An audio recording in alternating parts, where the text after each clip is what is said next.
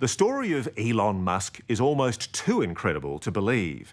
He's an engineer and entrepreneur worth more than $15 billion. He backs himself on high-risk ventures, which invariably lead to huge profits. First, there was PayPal, the way to buy and sell on the internet. Then Tesla, the electric supercar he built. And SpaceX, the rocket company NASA uses. Now his sights are set even further afield, colonising Mars.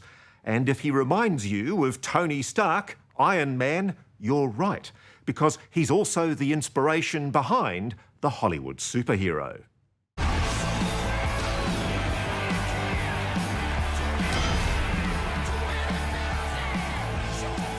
Iron Man Tony Stark is a brilliant, relentlessly driven and more than a little eccentric billionaire who always aims high. Mr. Musk, how are you? Congratulations on the promotion. Thank you very much. Exactly like Elon Musk. Yeah, good idea for an electric jet. You do. Yeah. And if you spend any time with the real-life Tony Stark, Thank you all for coming tonight. You had a great time. be prepared to move quickly. But this is where our mission control and launch control will be. So One moment, he's a rocket man. liftoff of the SpaceX Falcon 9 rocket. Proudly boasting his $2 billion contract with NASA, ferrying supplies to the International Space Station. It's just a giant kick in the balls to the people that said we couldn't do it.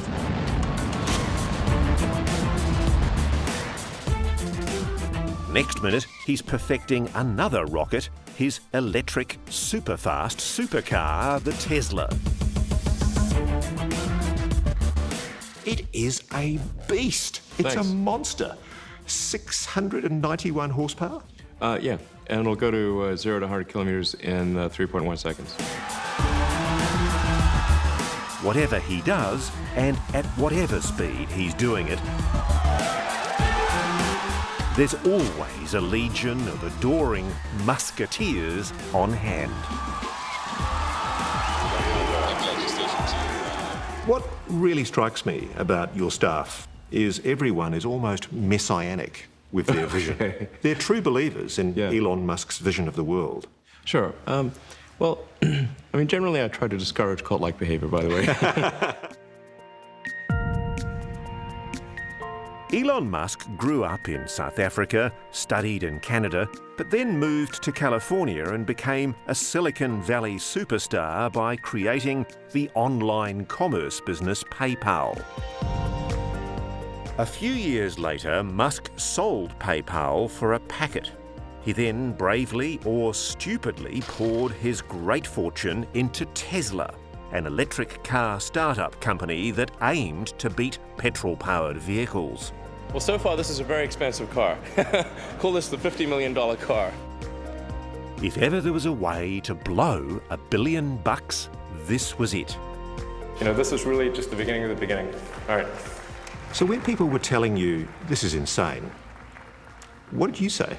Well, I don't want to give the impression that I thought Tesla would be successful from the beginning. I actually thought we would fail. You did? Really? Oh, yeah. I thought we'd maybe have a, 10-20% chance of success. I mean, startups in general fail, and auto startups especially fail. Sure.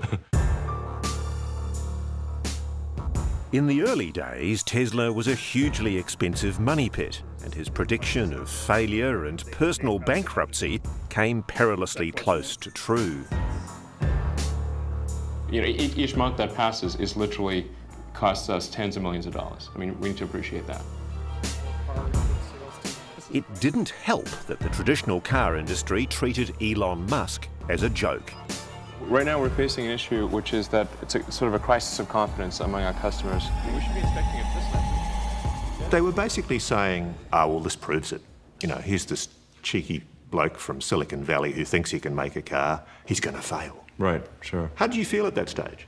Well, I felt pretty miserable, honestly. It did honestly look like we were going to fail. It almost ran out of money. In fact, at the end of 2008, so I had to invest the last money that I had in the company. You staked your fortune, didn't you?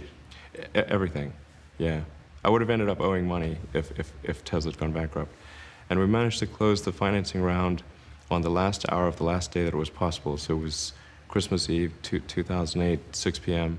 Shares of the electric car maker Tesla Motors are up. At the 11th hour, Musk convinced investors to give him a second chance and set out to build a completely new type of electric car.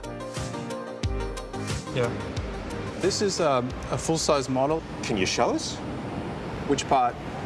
All of it. The whole thing? I don't think we can show you the whole thing, right? The death of Australia's car manufacturing industry was Elon Musk's gain. So you've been here from the very beginning? From the very beginning. Australian Ben Burnett, that's him on the right, used to work for Holden in Melbourne. He now manages clay modelling of new Tesla cars. We should be doing it in our own country. Fellow Aussie Ron Polonsky used to work at Ford. I can imagine there's a huge attraction in designing an electric vehicle from the ground up. And that allows us to kind of rethink how the car's designed and manufactured. You know, we challenge everything and then we change. Can I be the Australian data for a moment? This country is a nation of petrol heads. They love their big trucks, their big cars, their throbbing V8s. They love their gasoline. I don't see them getting rid of oil anytime soon. Why would an electric car work in that market? Well, I mean, I think Australians also appreciate advanced technology and great engineering, and this car is regarded by the most difficult critics in the world as the best car. 3 years ago, Tesla really took off with the launch of the Model S. It's a four-door sedan that looks nothing like what most people would assume an electric vehicle to be. We wanted to create an electric car that was beautiful, had incredible handling, great acceleration. In fact, the Model S has got the highest acceleration of any four-door car ever. It's a beautiful car to drive. As if playing up to his credentials as an automotive renegade, Musk ensured there were plenty of idiosyncratic quirks in his new car. The stereo does go up to 11, thanks Spinal Tap. And in the performance Tesla, there's a curious selector, appropriately called the insane button. It immediately unleashes an eye-watering 691 horsepower to the car's four wheels. And if you push it and put your foot on the accelerator, it does amazing things. Wow! My God! That's amazing. It just pushes you back into the back of your seat. When I was trying the car out, the acceleration felt insane. So it's like, well, we should probably have a button there so that people could decide if they want to have insane acceleration or not. So it has the speed, the looks, and the gadgetry. But the issues that have always held electric cars back have been price and range. Most owners talk about range anxiety, but this car can travel around 400 kilometres before it needs recharging. So here we are, en route from LA to San Francisco. And this being an electric car, on that sort of journey, you've got to top it up probably a couple of times to be safe. The nice thing about this, though, is they've got these supercharging stations all along the way. A couple of clicks on that, it opens it up, plugs it in. In 15 minutes, the car's energy's all topped up. And better still, it's free. Which helps ease the pain of the car's high cost. Although the boss and chief salesman says, like all evolving technology, it will get cheaper. Our third generation car, the Model 3, it'll be a smaller car and at much higher volume, we're aiming to approximately halve the price of the car and be able to produce something for $35,000 instead of for $75,000. Now you're talking. Yeah. Liftoff of the Falcon 9. Having Tesla's fortunes improving gives Elon Musk the chance to pursue his other great vision: space. His company, SpaceX, builds unmanned rockets which resupply the International Space Station more economically and efficiently than NASA. Liftoff of the SpaceX Falcon 9 rocket. It's a risky business, as Musk discovered last month. And we appear to have had a launch vehicle failure. But even this is just a stepping stone to his most ambitious dream of all. Standing by for some information.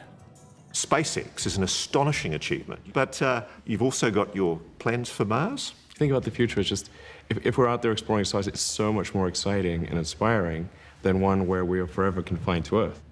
And a Mars mission?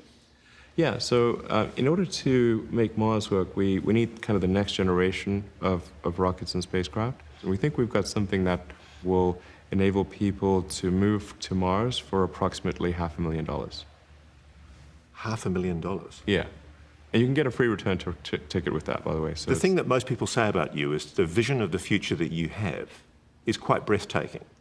And so many times along the way, people have naysayed, haven't they? I guess there's certainly been a lot of attacks. One thing I've noticed in recent months and years is that it's become obvious to a lot of the entrenched interests that Tesla and SpaceX are not going to die. Previously, they thought, well, they just basically ignored us or laughed at us. Now we're actually starting to make real inroads, and they're treating us as a real threat. And so it is quite daunting. This is actually within the power of humanity to do, and I think it's something that we must do. Elon Musk strives for what others might think impossible.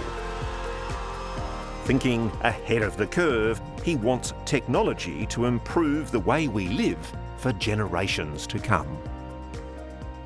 Do you get the feeling that there's a lot of dystopian writing about the world at the moment, the future? It's very bleak the way the future's cast, isn't it? Yeah, I guess bleak stories make for better drama. But you're an optimist, aren't you? You're hopeful. I am hopeful. What I'm trying to do is maximize the probability that the future will be better. So it's sort of altruistic, but I think, why wouldn't you try to make the future better if you're going to be part of it? Hello, I'm Tom Steinfort. Thanks for watching 60 Minutes Australia. Subscribe to our channel now for brand new stories and exclusive clips every week. And don't miss out on our Extra Minutes segments and full episodes of 60 Minutes on 9now.com.au, as well as the 9Now app.